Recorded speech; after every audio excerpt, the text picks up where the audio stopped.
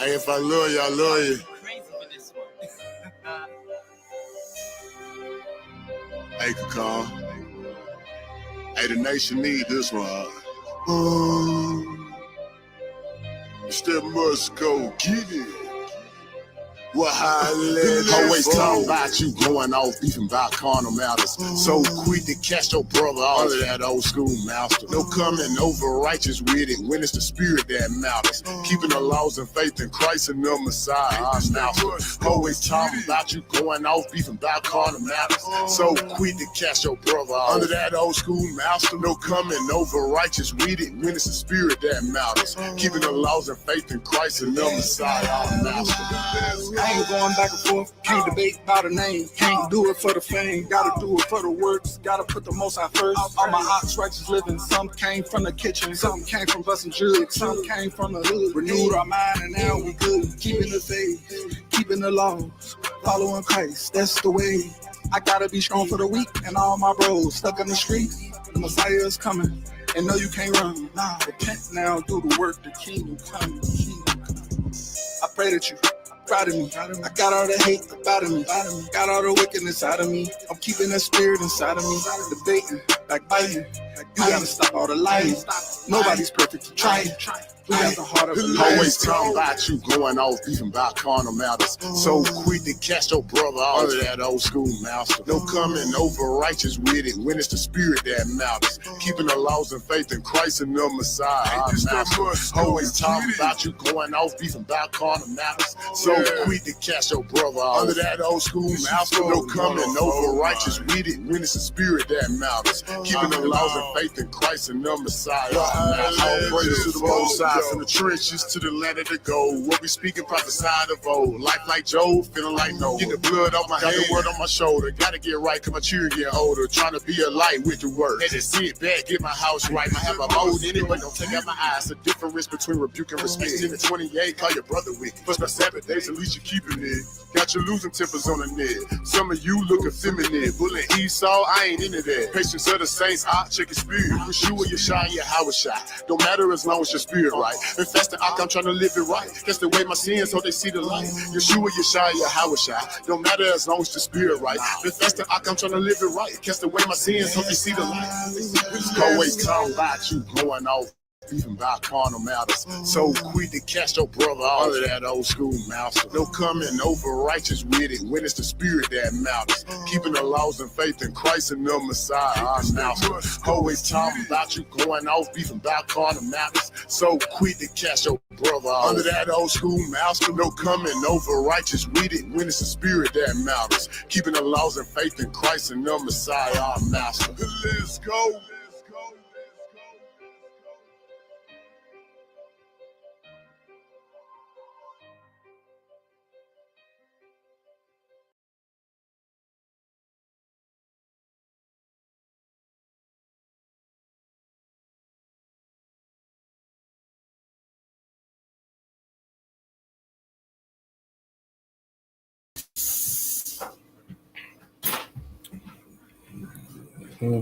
Shabbat Shalom, and also Shar Paryam, which means Happy Feast of Purim. This is the Hebrew Chosen Elect Sabbath service that we hold every week, every Shabbat from 2 to roughly 4:30 p.m. This week, in light of, in celebration of the Feast of Purim, we're going to be doing the Purim reading out of the book of Esther. If you're unaware, you're new, the 12th month, 14th and 15th day of the 12th month, which we're actually in, which is March, as we know it, is when the Feast of Purim is held, and we find that in the Holy Bible in the book of Purim. So that's what, in the book of Esther, Slakia. So that's what we'll be reading today. That's what we'll be going into to learn about the Feast of Purim. A lot of our people is out there celebrating Ramadan right now, which is of the devil. It's not for our people. We're supposed to be keeping the high holy days of the Most High God that we find written in the Holy Scriptures, which is the Bible, not the Quran. Before we get started, go over a few announcements, and then we'll get into it. So let me share my screen and we'll get into these announcements. While I pull that up, though, I hope everybody's having a good Feast of Purim. I know we have so far. Last night we had to get together, some food, drinks, fellowship, real good time, and we're going to do the same thing today. This being a 2-day feast.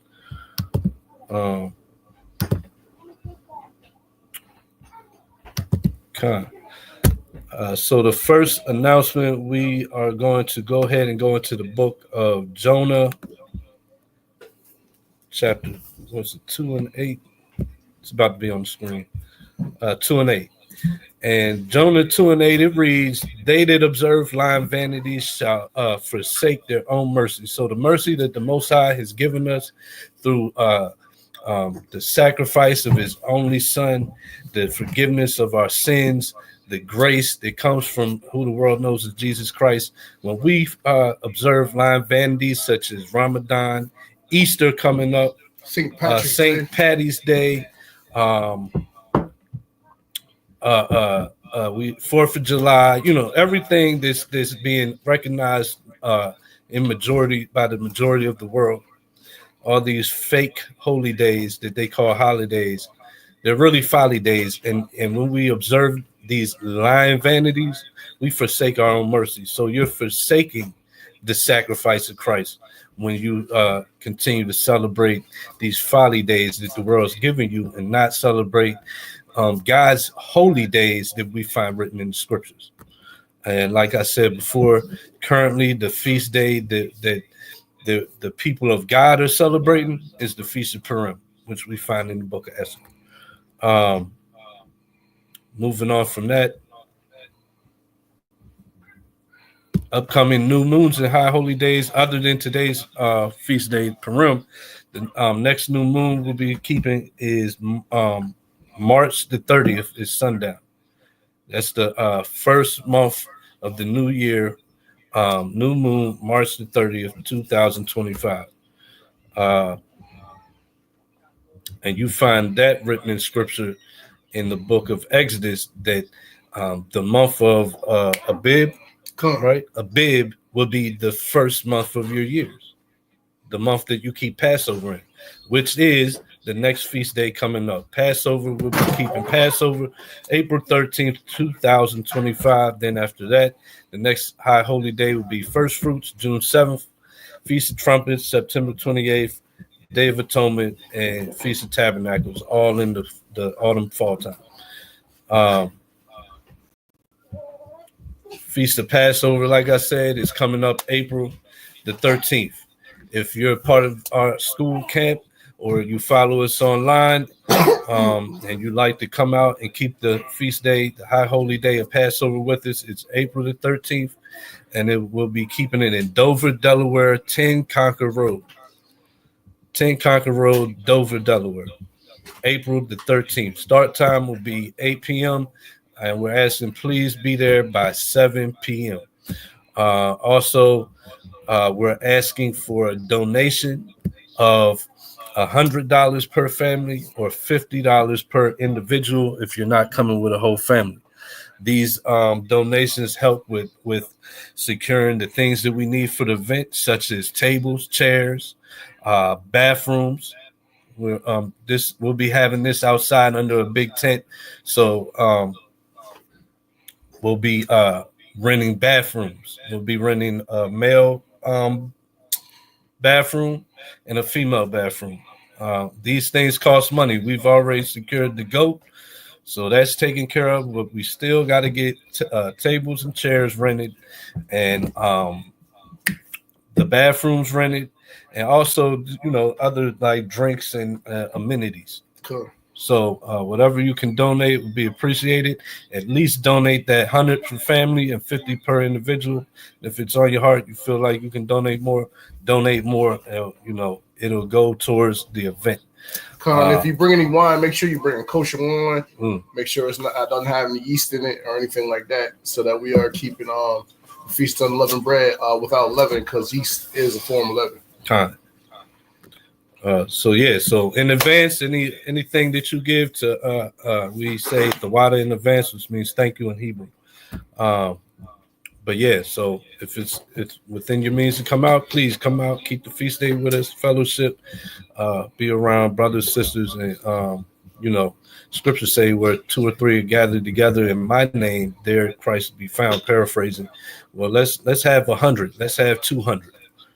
You know, uh, so next announcement, the Hamashara Yashar Hebrew 22nd Hebrew Summit will be this summer in Atlanta, Georgia. Start making plans to attend the Hebrew Summit if it's within your means. Get your Airbnbs in order. Your ride, however you're getting down there, you're traveling, whether it's plane or rental.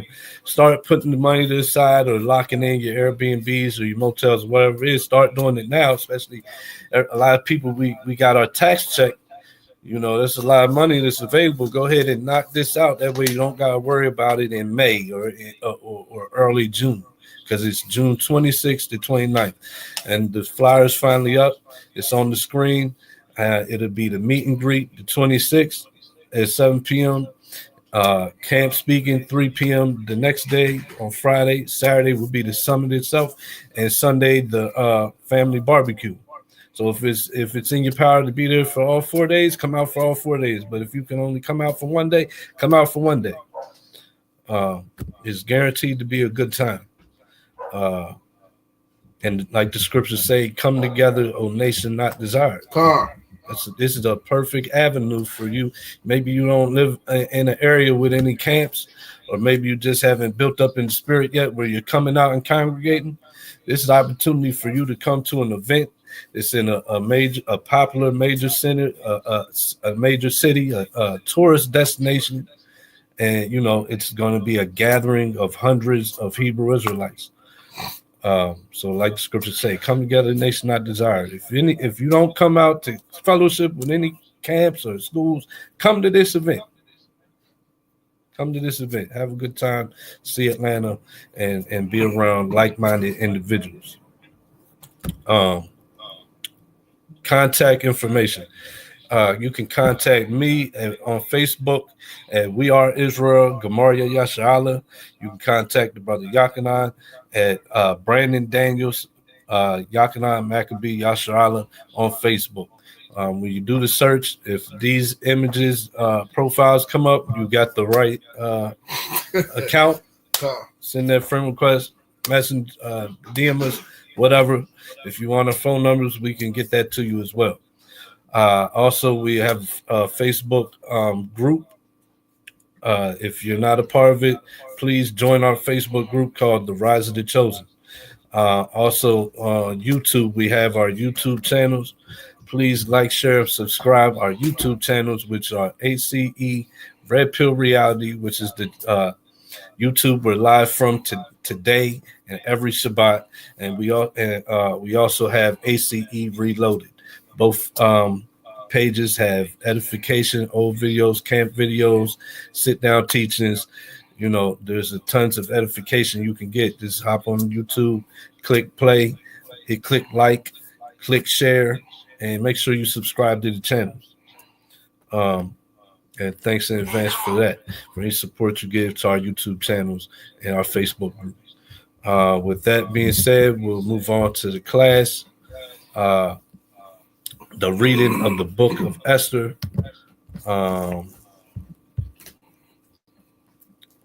I remove that, sharing my screen again.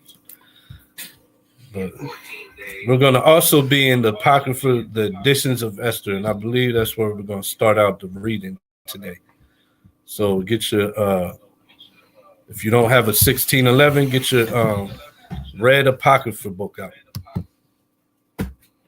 and go to the editions of Esther.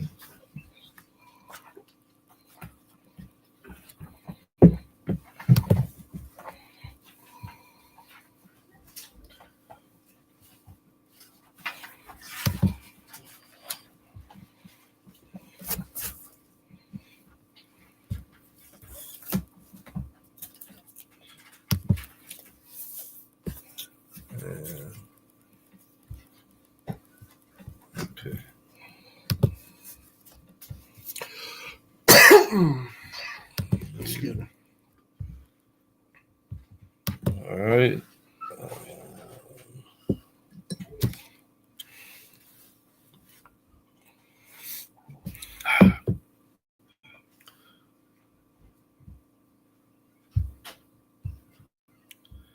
Bear with me. Computer's acting slow as usual.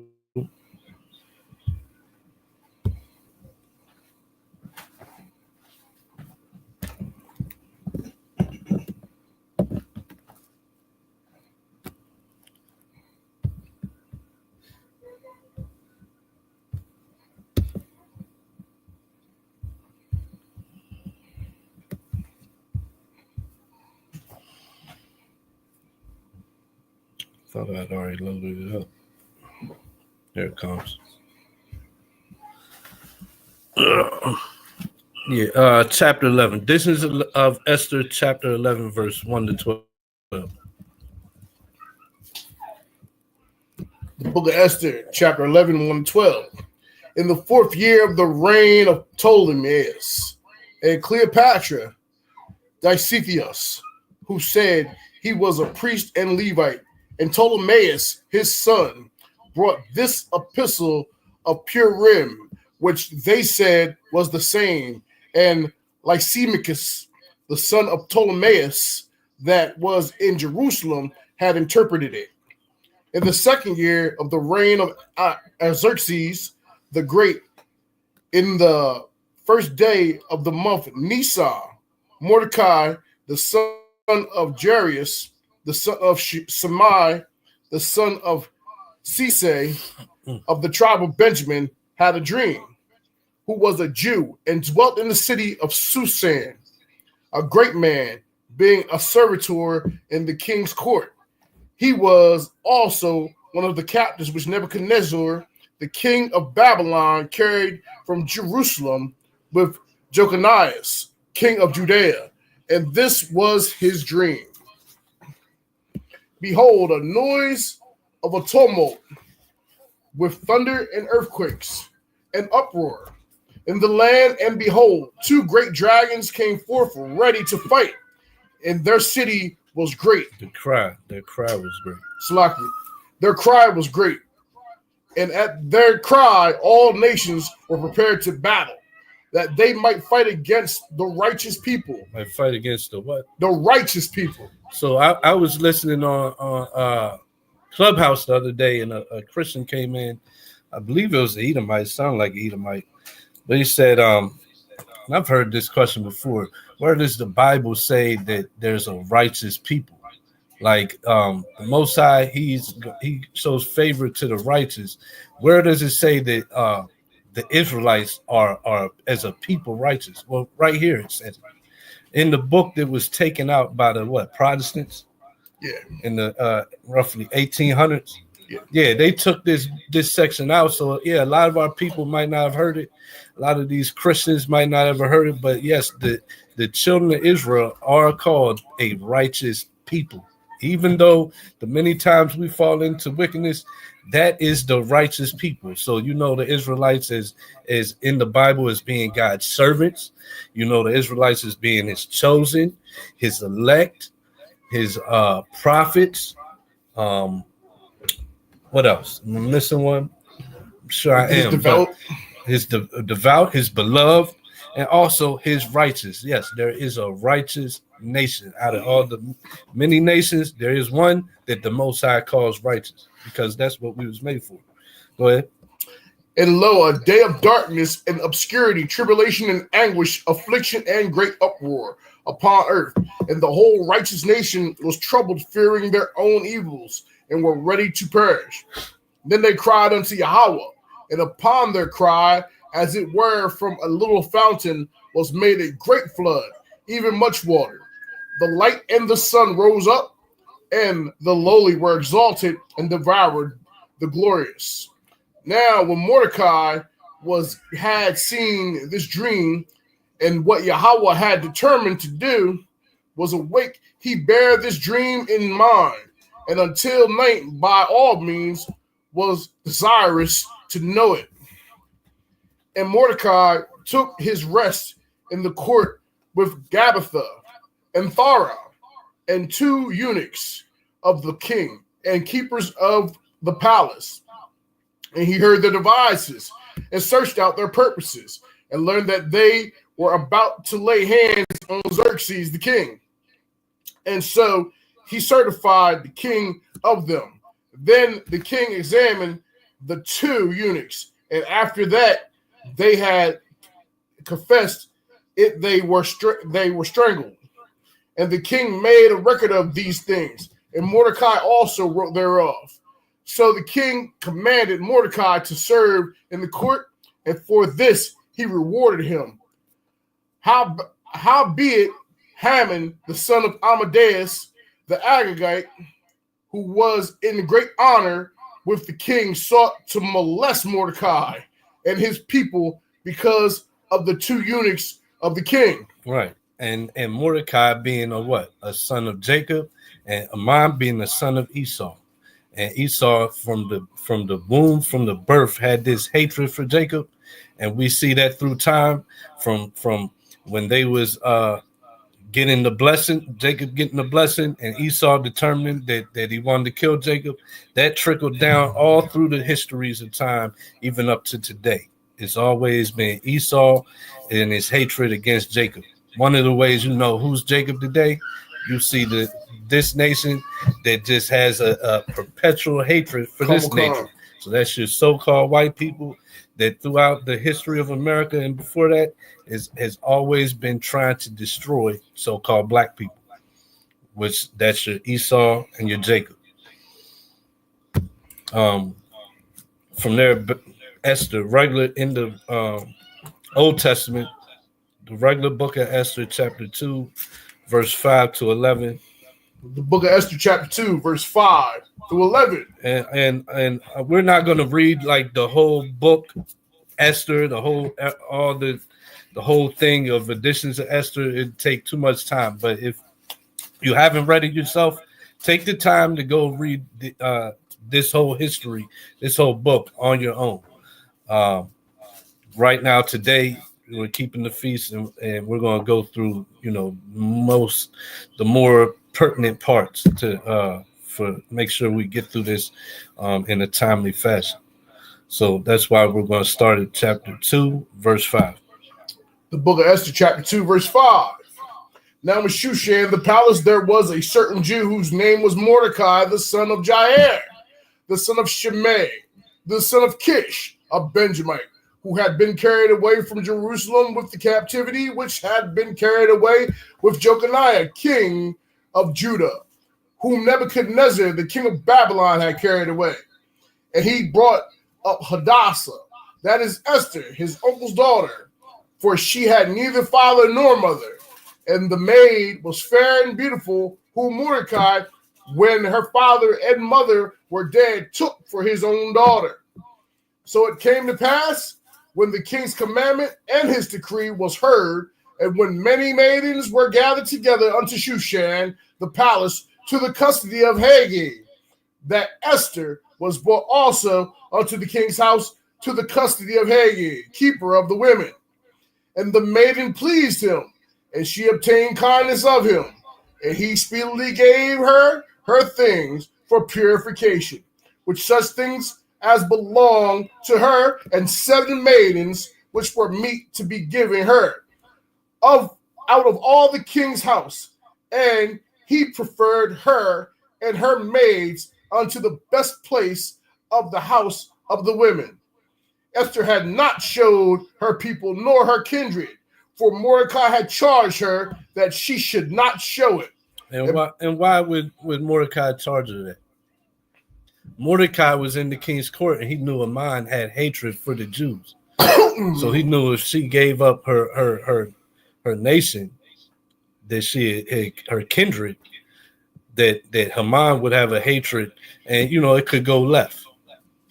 So he understood that it was important that she should just go in there and not reveal it if possible, because he already knew that Haman had the devices in mind to destroy the nation. Go ahead. And Mordecai walked every day before the court of the women's house to know how Esther did. and what should become of her. Drop to 15. Verse 15. Now, when the turn of Esther, the daughter of Abihail, the uncle of Mordecai, who had taken her for his daughter, was come to go in unto the king, she required nothing but that Haggai, the king's chamberlain, the keeper of the women, appointed, and Esther obtained favor in the sight of all them that looked upon her. Mm-hmm. Keep going. So Esther was taken unto King Xerxes into his house, royal, in the 10th month, which is the month Tebeth, in the 7th year of his reign. And the king loved Esther above all the women, and she obtained grace and favor in his sight, more than all the virgins, so that he set the royal crown upon her head, and made her queen instead of Vashti. Then the king made a great feast unto all his princes and his servants, even Esther's feast. And he made a release to the provinces and gave gifts according to the state of the king. And when the virgins were gathered together the second time, then Mordecai sat in the king's gate. Esther had not yet showed her kindred nor her people, as Mordecai had charged her. For Esther did the commandment of Mordecai, like as when she was brought up with him. Mm-hmm. In those days, while Mordecai sat in the king's gate. What verse is that? 21. All right, we can drop to chapter 3, verse 1. Chapter 3, verse 1. So Vashti was the king's wife who disobeyed the king. And so he put her away, and then he was looking for a replacement, basically. So the Most High, Esther was in favor with the Most High. She was beautiful, and the Most High had made sure that the pieces were moved around, that the king fell for Esther above all the other maidens that was brought into him. So this is just the process of the Most High. Is he's working, he's moving the pieces. It's his movie, and he's setting things in order for Haman to be destroyed, and for to disappoint their devices to destroy the Jews. Right? Do me a favor. Go ahead, take him back in there. Take him back in there. And we can go ahead and read chapter 3, verse 1. We're going to read down to 15. I think that's the whole chapter. Come. The book of Esther, chapter 3, verse 1. After these things did King Xerxes promote Haman, the son of Hammedatha the Agagite, and advanced him, and set his seat above all the princes that were with him. And all the king's servants that were in the king's gate bowed and were in reverence Haman. For the king had... hold on. You take him.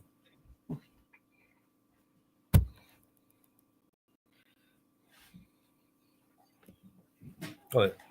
After these things did King Xerxes promote Haman, the son of Hammedatha the Agagite, and advanced him, and set his seat above all the princes that were with him.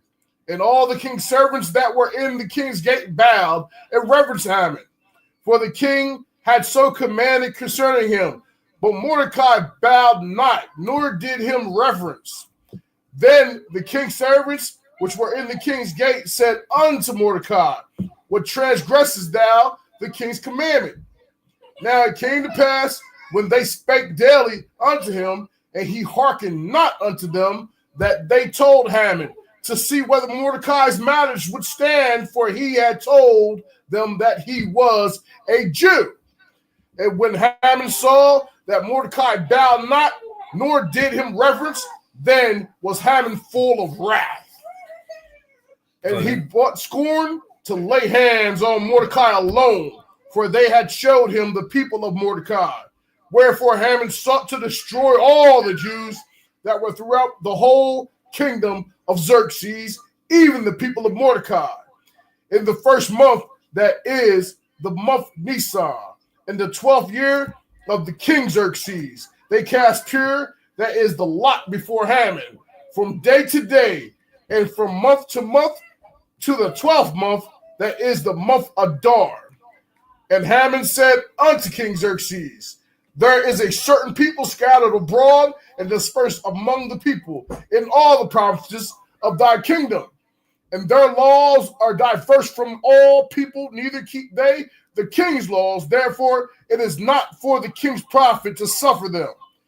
If it please the king, let it be written that they may be destroyed, and I will pay 10,000 talents of silver to the hands of those that have the charge of the business to bring it into the king's treasuries. And the king took his ring from his hand and gave it unto Haman, the son of Hammedatha, the Agagite, the Jews' enemy. And the king said unto Haman, the silver is given to thee, the people also to do with them as it seemeth good to thee.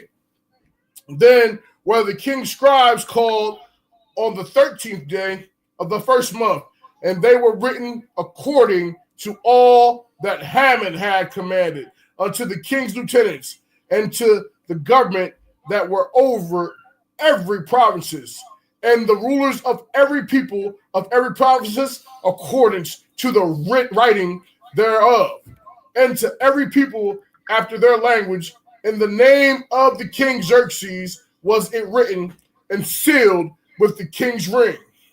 And the letters were sent by post into all the king's provinces to destroy, to kill, and to cause to perish all Jews, both young and old, little children and women, in the day even upon the 13th day of the 12th month, which is the month Adar, and to take the spoil of them for a prey. The copy of the writing for a commandment to be given in every province was published unto all people, that they should be ready against that day. The post went out being hastened by the king's commandment, and the decree was given in Shushan, the palace, and the king and Haman sat down to drink. But the city Shushan was perplexed. Oh, yeah. Continue chapter 4.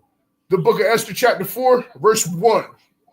When Mordecai perceived all that was done, Mordecai rent his clothes and put on sackcloth with ashes and went out into the midst of the city and cried with a loud and a bitter cry, and came even before the king's gate, for none might enter into the king's gate clothed with sackcloth.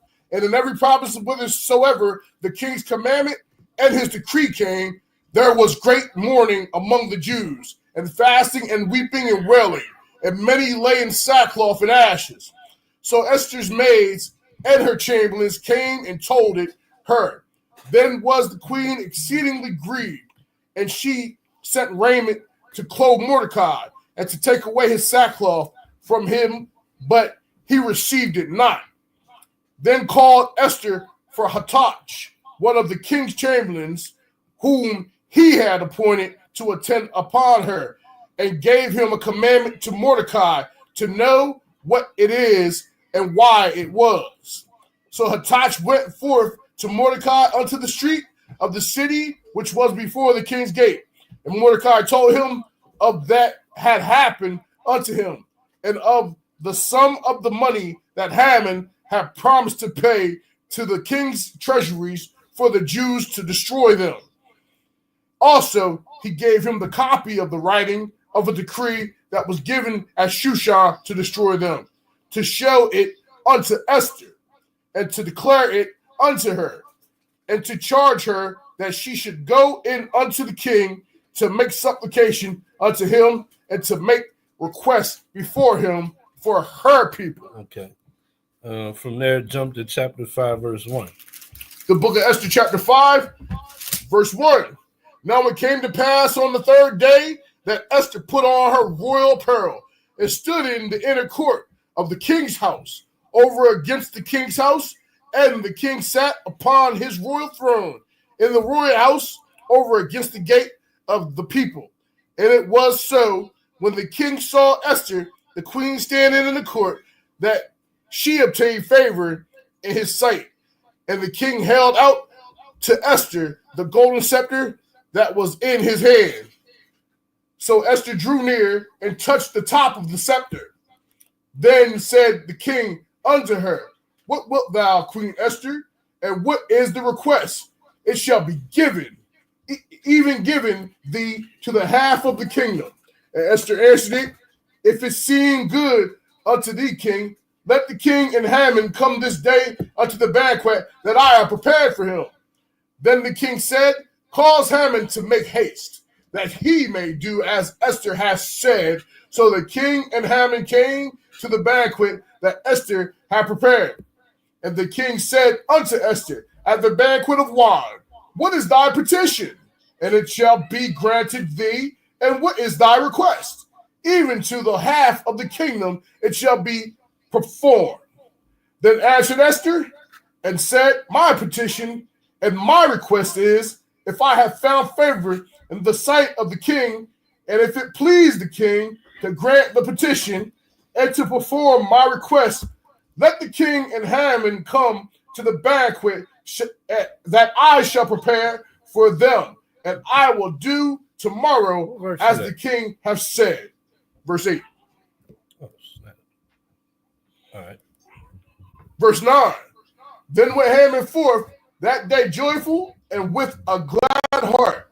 But when Haman saw Mordecai in the king's gate, that he stood not up, nor moved for him, he was full of indignation against Mordecai. Nevertheless, Haman refrained himself, and when he came home, he sent and called for the friends and Zeresh, his wife. And Haman told them of the glory of the riches and the multitude of the children and all the things wherein the king had promoted him, and how he had advanced him above the princes and servants of the king. Haman said, Moreover, yea, Esther, the queen, did let no man come in with the king unto the banquet that she had prepared, but myself, and tomorrow I invited unto her also with the king. Yet all this availeth me nothing, so long as I see Mordecai the Jew sitting at the king's gate. Then said Zeresh, his wife, and all the friends unto him, Let a gallows be made of 50 cubits high, and tomorrow speak thou unto the king, that Mordecai may be hanged thereon. Then go thou in merrily with the king unto the banquet. And the thing pleased Haman, and he caused the gallows to be made. Mm-hmm. So what we're seeing is the Mordecai using that prudence to not have Esther reveal her kindred now is starting to be a benefit, because Haman, he's put this plan in place, and now he's ready to walk into the banquet that Esther's throwing, not even knowing that this woman's part of the nation that I'm trying to destroy. Come. And the cousin of the man that I got hatred for. So using that prudence and not giving up too much, which, you know, a lot of us, we gotta tell everything on the mind. A wise man says much using little words, right? And this is an example of that. You don't always gotta put forth everything that you're thinking. You don't always gotta be hasty to have to talk, because when you like that, you end up giving up information. You end up saying things that bite you in the rear end later on down the line. So, you know, it's good to give a minimum. And Mordecai is also, he's given an example of having a thought process without taking action. Yeah, I mean, he's letting things come to fruition and letting the Most High work as well. So he's putting his trust in the Most High to let things work their will. Mm-hmm. So we're going to jump to chapter 7, but we see that you know, Esther, the Most High put her in this place for a reason. The plan is the Most High's plan is starting to unfold, and she's got in favor with the king. He's given her whatever request that she asked for. You know, he's smitten with love, right? So he told Esther, "I'll give you everything, even to the half of the kingdom." So Haman on one side, he's desiring the king to kill the Jews. On the other side, the woman that he's in love with and blinded by that love is of that nation, and now he's ready to give her whatever petition she wants, up to the half of the kingdom. So now we're going to jump to chapter 7, 1 to 10. The book of Esther, chapter 7, verse 1 to 10. So the king and Haman came to the banquet with Esther the queen. And the king said again unto Esther of the second day at the banquet of wine, what is thy petition, Queen Esther? And it shall be granted thee. And what is the request? And it shall be performed even to the half of the kingdom. Then Esther the queen answered and said, if I have found favor in thy sight, O king, and if it please thee, the king, let my life be given me at my petition, and my people at my request. For we are sold, I and my people, to be destroyed, to be slain, and to perish. But if we had been sold for bondmen and bondwomen, I had held my tongue, although the enemy could not contravail the king's damage. Then the king Xerxes answered and said unto Esther, the queen, who is he? And where is he that durst presume in his heart to do so? And Esther said, the adversary and enemy of this wicked Haman is this wicked Haman. God. Then Haman was afraid before the king and the queen. And the king arising from the banquet of wine, and his wrath went into the palace garden, and Haman stood up to make request for his life to Esther the queen. For he saw that there was evil determined against him by the king. Then the king returned out of the palace garden into the place of the banquet of wine. And Haman was fallen upon the bed wherein Esther was. Then said the king, will he force the queen also before me in the house? As the word went out of the king's mouth, they covered Haman's face. And Harbonah, one of the chamberlains, said before the king, behold also the gallows 50 cubits high, which Haman had made for Mordecai, who had spoken good for the king, standeth in the house of Haman. Then the king said, hang him thereon. So they hanged Haman on the gallows that he had prepared Mordecai. Then was the king's wrath pacified. So the Most High, he rewarded Haman for his wickedness by his own devices. He planned to hang Mordecai on the gallows, the very same gallows he got hanged on. And that's the Most High judgment. You should not be messing with the apple of his eye, Israel, especially the Edomites. Keep going in verse chapter 18. That was the end of 7, right? Yeah. We're gonna keep going through chapter 8. Verse 8. On the day did the king Xerxes give the house of Haman, the Jews' enemy, unto Esther the queen. And Mordecai came before the king, for Esther had told what he was unto her. And the king took of his ring, which he had taken from Haman, and gave it to Mordecai. And Esther set Mordecai over the house of Haman. And Esther spake yet again before the king, and fell down at his feet, and besought him with tears to put away the mischief of Haman the Agagite, and his device that he had devised against the Jews. Then the king held out this golden scepter toward Esther. So Esther arose and stood before the king, and said, if it please the king, and if I have found favor in his sight, and the thing seem right before the king, and I be pleasing in his eyes, let it be written to reverse the letters devised by Haman, the son of Hammedatha the Agagite, which he wrote to destroy the Jews which are in all the king's provinces. For how can I endure to see the evil that shall come upon my people?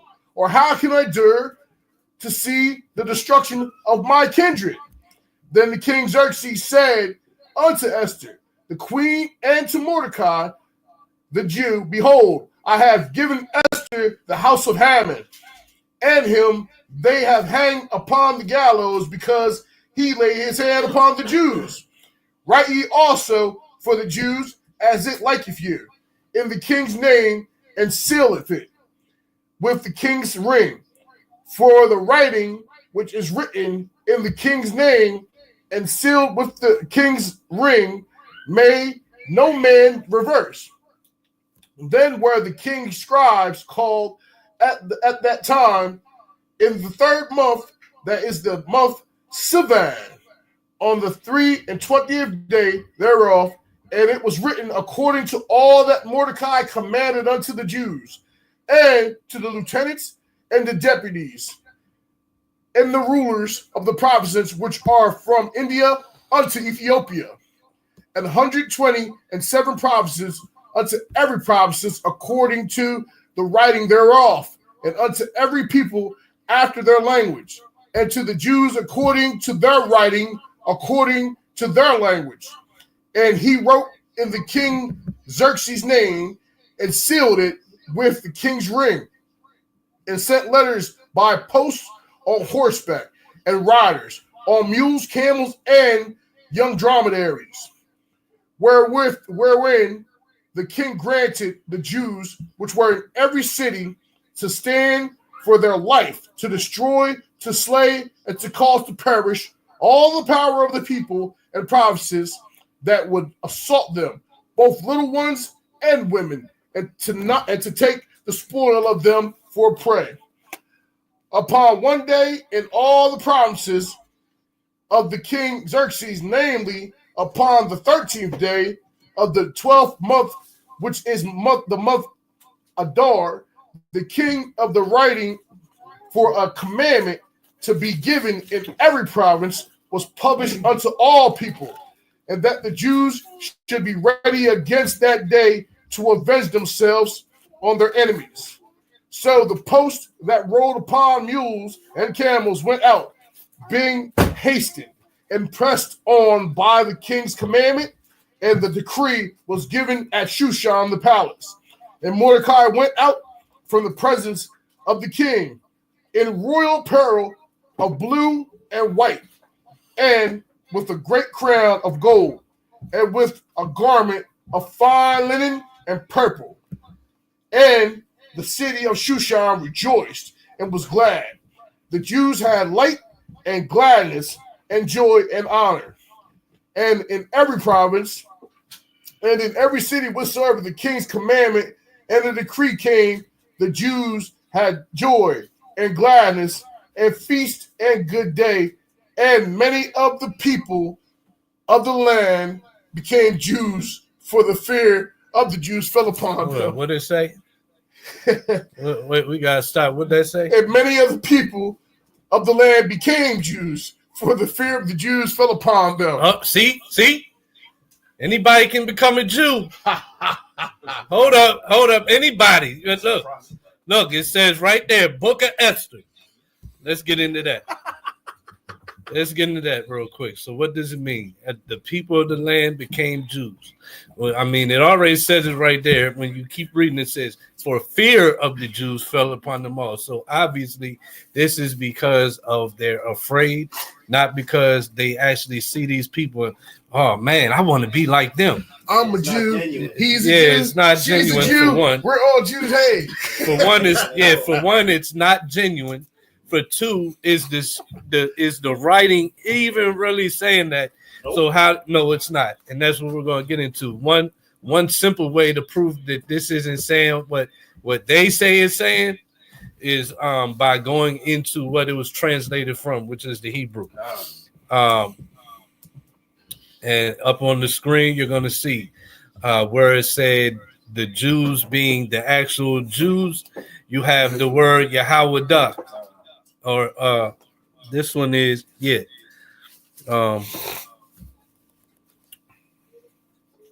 right, two totally different words. So the first one is in the the way the small hat said, the Yehudi. Modern Hebrew Yehudi, right?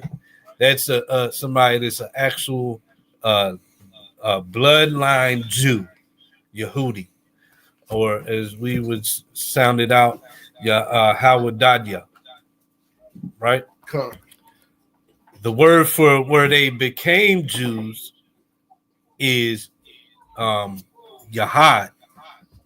It's two different words, and it means to become a Jew in fact or in fraud. But when it's talking about becoming a Jew, it says become Judaized. So take on the customs. You don't actually become that. Like you go to China and you start wearing karate outfits and walking around with little shoes and I don't know whatever they wear. Ching chong garbs. You go over there and you put on these clothes. You take on these customs. You're not Chinese now. So it's the same thing. So out of fear, the people of the land, they was like, oh, we're trying to get on board what you guys are doing. We're trying to keep your customs. We're trying to do whatever we got to do that you don't see us as enemies and you don't want to put us to death. So they became Judaized. They basically took on the customs and religious beliefs, if you will. Cool. Right? Go ahead. Hold on. No, we're going go ahead. I was saying, let's see if that helped them down the road. That's kind of what I was going to say. Like, did they stay at it? Because the fact that they only did it for a certain reason shows it wasn't genuine. So they didn't stay that. Probably did, passed it down the generation. So, yeah, no, they didn't. Until it we can answer.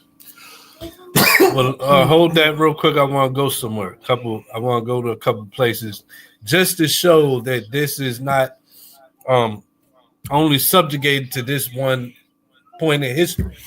This is actually something that's prophesied is going to happen in the last days as well. So first, we're going to go Zechariah 8:20-23. The book of Zechariah, chapter 8:20-23.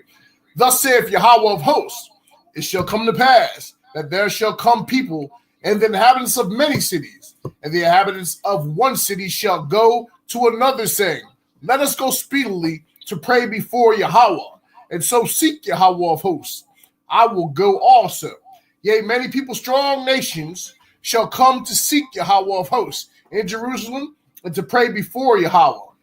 Thus saith Yahweh of hosts, in those days shall come to pass that 10 men shall take hold out of every languages of the nations, even shall take hold of the skirt of him that is a Jew, saying, we will go with you, for we have heard that Yahweh is with you. So this is prophesied that other nations are going to see like, yo, we got to get on board with this thing. Everybody is getting put to death. This worshiping idols, they're still following the ways of the world. All the earth was given into the hands of the wicked, and now that's changing. We got to get on board with this thing. The Most High is rearranging the whole earth, and we got to be on this side. We got to follow these people. Did not become these people because you can't. We have to follow these people, and with that following, we get more in depth with what that's talking about in Isaiah 14:1-2, and that's cleaving and becoming servants. The same way when the covenant was made with Israel in the wilderness, it was the children of Israel next to their hewers of wood and drawers of water. They're servants. So that's what's happening in Esther. People are out of fear trying to get on with the winning team, basically. We're trying to get on with the winning team. That's all it is. So Isaiah 14:1-2 will give you even more insight into what this looks like. Come. For Yahweh will have mercy upon Jacob, and will yet choose Israel, and set them in their own land. And the strangers shall be joined with them, and they shall cleave to the house of Jacob, and the people shall take them and bring them to their place. And the house of Israel shall possess them in the land of Yahweh for service and handmaids. Mm-hmm. And they shall take them captives, whose captives they were, and they shall rule over their oppressors. So they're going to be ruled over. But they're not going to be ruled over still doing the BS they've been doing. They're going to be cleaving and now keeping the ways of God, following the directions, the dominion of God's chosen people, the Israelites. Come. So it's never talking about you can just become a whole nother people. You can become you was a descendant of Ishmael now because you decide you like God and you want to be obedient to what he's commanded, his laws. Now you're a descendant of Jacob. It don't work like that. No, you're a descendant of Ishmael, but now you're cleaving to the house of Israel and you want to be on the winning team. Simple as that. You had something? Yeah, according to the last scripture. In chapter 9? No, according to one in 8:17, you just read about them becoming Jews. Mm-hmm. Go to chapter 9 and read see if that helped them. Oh, we're going into 9 anyway. That's part of reading. Yeah, we're going right into 9. Anybody else, though, before we get back into the reading? So we see that, that's not talking about people actually changing their nationality, becoming Jews. It's just now you're following the ways. Now you're trying to get in good graces. Before we move on, anything? No, it's talked about. It spoke about that when King David conquered all those nations, and they and the Edomites and the Canaanites and all of them learned the ways of our people. Mm-hmm. Exactly. It's a common thing, right? Yeah, it's a common thing. So it's not like they became Hebrews. It's just they was taught the customs, the language, the teachings, the law, stuff like that. So, exactly. And ain't it the same for all nations once they get dominion? United States, they was formed, and everybody got to come under their laws. Yeah, we sure did. I was going to say that too. We just read that in one of the executive orders that Trump put up. They say that we a threat to it. Mm-hmm. Right. So no matter what, whoever's in dominion, that's what everybody got to fall under. Like if America wanted to, they could have not put in freedom of religion in their constitution, but they did because they knew they could actually use that even as an advantage. But they could have put, you got to be a Catholic, and everybody would have to fall under that or go to jail and be put to death. Yeah, several Muslim countries like that. Yep. The whole country's Muslim. Mm-hmm. Right. You can't. You can try in secret, but if you get caught, what? Off with his head, hang him, whatever, stone him. You know. So that's pretty normal, and that's exactly what it's talking about here. So chapter 9, verse 1, we're going to read the whole chapter. The book of Esther, chapter 9, starting at verse 1. Now in the 12th month, that is the month Adar, on the 13th day of the same, when the king's commandment and his decree drew near to be put in execution, the day that the enemies of the Jews hoped to have power over them, though it was turned to the contrary, and the Jews had rule over them that hated them. The Jews gathered themselves together in their cities throughout all the provinces of the king Xerxes to lay hands on such as thought their hurt, and no man could withstand them, for the fear of them fell upon all people, and all the rulers of the provinces and the lieutenants and the deputies and the officers of the king helped the Jews, because the fear of Mordecai fell upon them. For Mordecai was great in the king's house, and his fame went out throughout all the provinces, for this man Mordecai waxed greater and greater. Thus the Jews smote all their enemies with the stroke of the sword, and slaughter and destruction, and did what they would unto those that hated them. And in Shushan, the palace, the Jews slew and destroyed 500 men.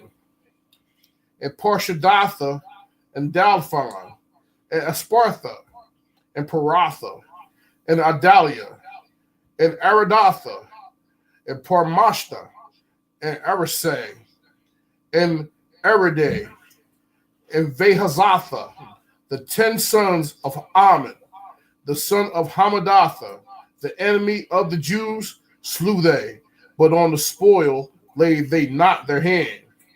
On that day, the number of those that were slain in Shushan, the palace, was brought before the king.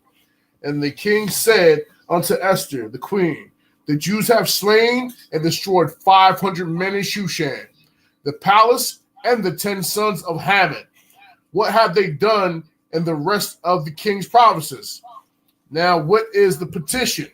And it shall be granted thee. Or what is the request further? And it shall be done. Then said Esther, if it please the king, let it be granted to the Jews which are in Shushan to do tomorrow also according unto this day decree, and let Haman's 10 sons be hanged upon the gallows. And the king's commandment it is so to be done. And the decree was given at Shushan, and they hanged Haman's 10 sons. For the Jews that were in Shushan gathered together themselves together on the 14th day also of the month Adar, and slew 300 men at Shushan, but on the prey they laid not their hand. But the other Jews that were in the king's provinces gathered themselves together and stood for their lives, and had rest from their enemies, and slew of their foes 75,000, but they laid not their hands on the prey. On the 13th day of the month Adar, and on the 14th day of the same rested day, and made it a day of feasting and gladness. But the Jews that were in Shushan assembled together on the 13th day thereof, and on the 14th thereof, and on the 15th day of the same they rested, and made it a day of feasting and gladness. Jews of the villages that dwelt in the unwalled towns made the 14th day of the month Adar a day of gladness and feasting, and a day, and on the sending portions one to another. And Mordecai wrote these things and sent letters unto all the Jews that were in the provinces of King Xerxes, both nigh and far, to establish this among them, that they should keep the 14th day of the month Adar and the 15th day of the same yearly. So this is where you get the establishment of Purim, the 14th and 15th day of the 12th month. Go ahead. Of the same day yearly, as the days wherein the Jews rested from their enemies, and the month which was turned unto them from sorrow to joy, and from mourning into a good day, that they should make them days of feasting and joy, and on sending portions one to another, and gifts to the poor. And the Jews undertook to do as they had begun, and as Mordecai had written unto them, because Haman, the son of Hammedatha the Agagite, the enemy of the Jews, had devised against the Jews to destroy them, and had cast pure, that is, the lot, to consume them and to destroy them. But when Esther came before the king, he commanded by letter that his wicked device, which he devised against the Jews, should return upon his head, and that he and his sons should be hanged on the gallows. Wherefore they call these days Purim, after the name of Pur. Therefore, for all the words of this letter, and of that which they had seen concerning this matter, and which had come unto them, the Jews ordained and took upon them and upon their seed, and upon all such as gave themselves unto them, so as it should not fail that they would keep these 2 days according to their writing and according to their appointed time every year, and that these days shall be remembered and kept throughout every generation. Throughout what? Every generation. So this is why today we know that these is our people, and this was written to us. It says every generation. So that's why we keep this as a memorial to keep the Feast of Purim instead of keeping the Feast of Ramadan, instead of keeping the Feast of what's it coming up? St. Patty's Day. Right? That's in a couple of days.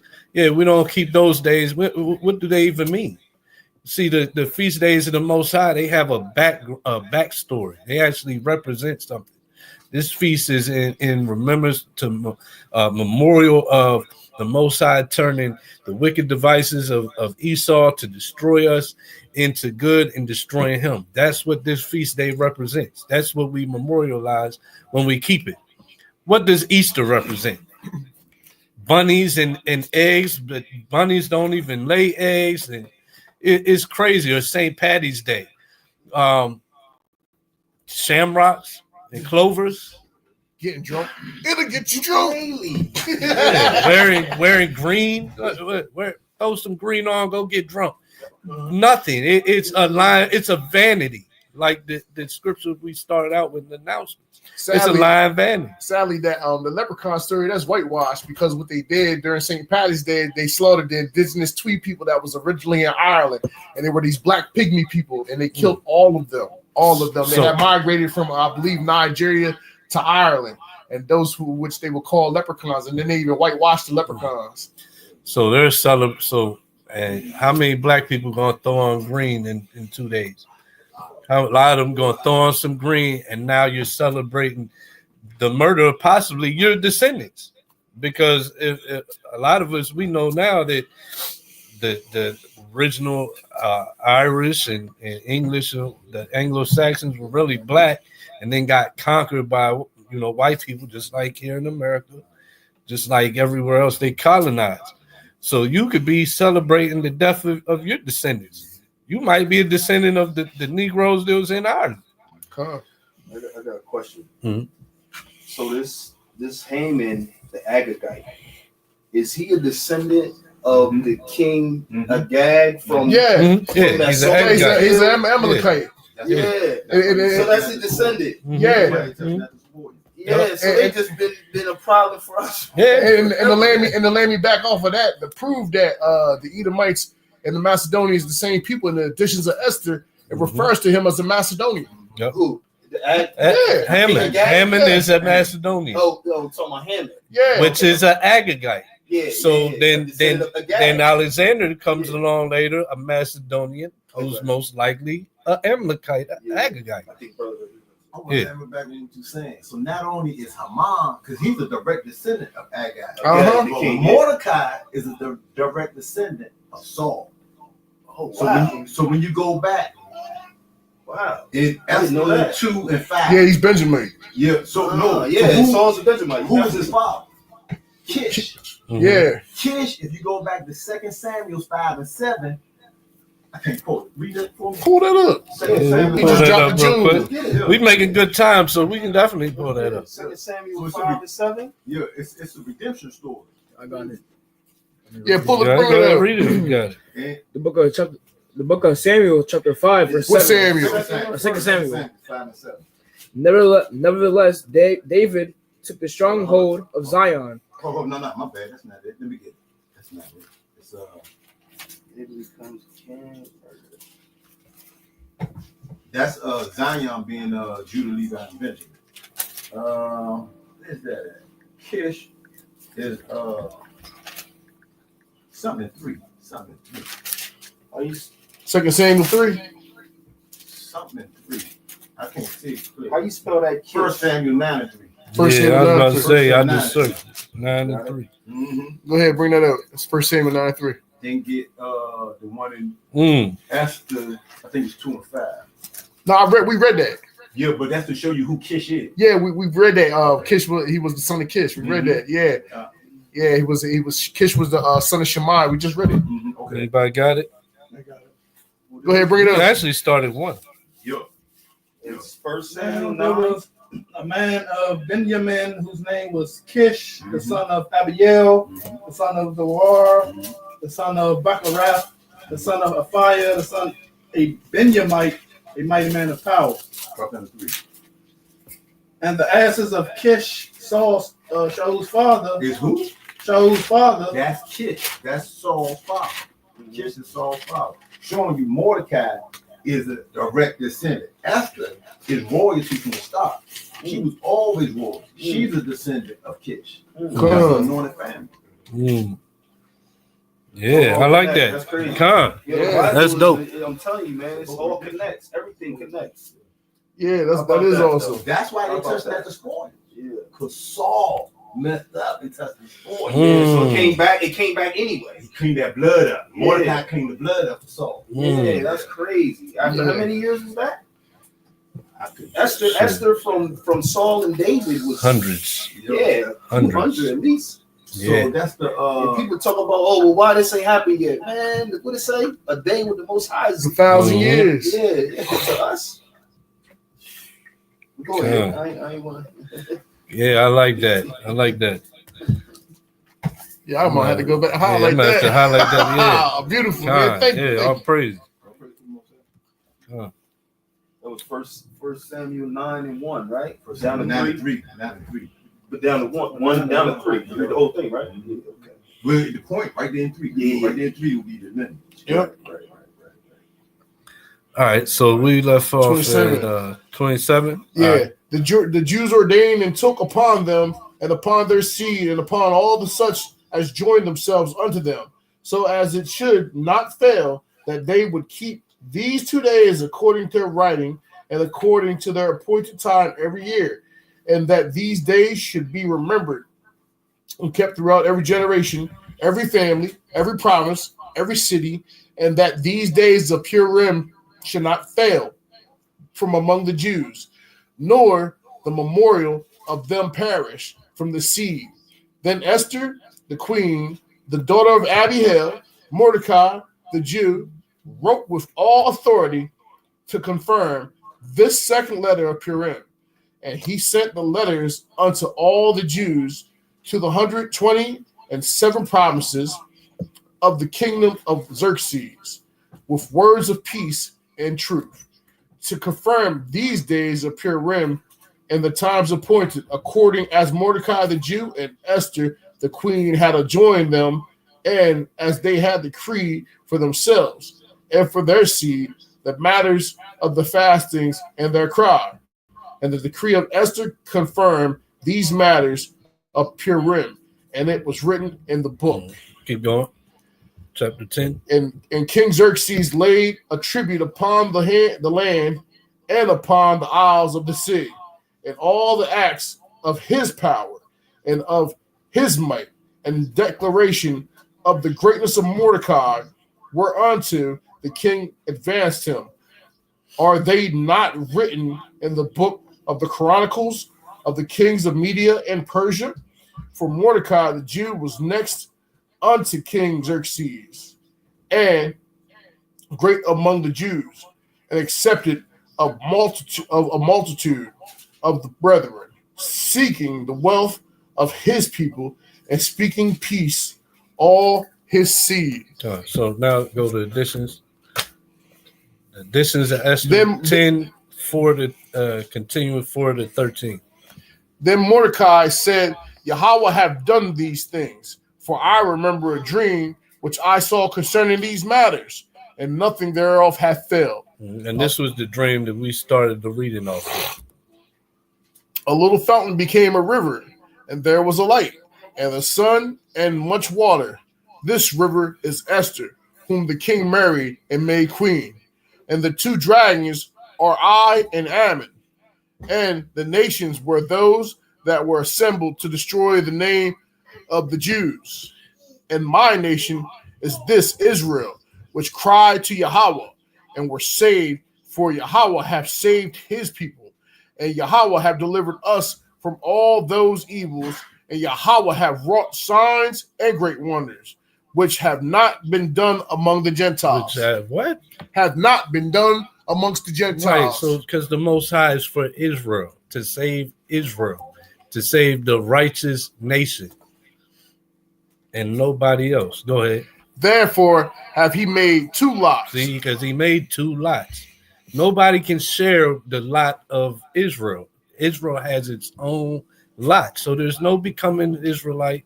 There's no replacement. The church is the Israel now. No, there's a lot that belongs to Israel, and then there's a lot for everybody else. Go ahead. One for the people of Yahweh and another for the Gentiles. And these 2 lots. Hold on. Not just that. Read it again. One for the people of Yahweh and another for all the Gentiles. All the Gentiles. That's all. No matter which Gentile it is, there's a lot for them. Y'all, they can blend in. They can share a lot. That lot is for them. The lot for Israel is for Israel. That's it. And these 2 lots came at the hour and time and day of judgment before Yahweh among all nations. Now he's seeing the day of judgment, right? And he's letting you know there's 2 lots in the day of judgment.